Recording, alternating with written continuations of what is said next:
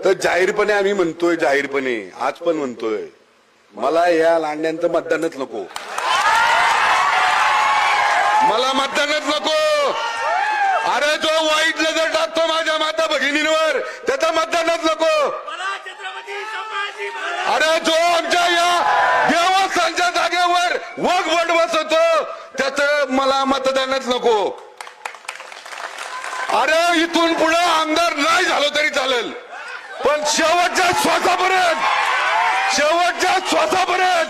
हिंदू धर्माच्या अस्मितेसाठी, हिंदू धर्माच्या देश धर्मासाठी आम्ही सगळेजण प्रत्येक ठिकाणी जाणार, ही जागृती करणार। अरे आमचं काम काय फक्त लाईट, गटर, पाणी, रस्त्याचे का?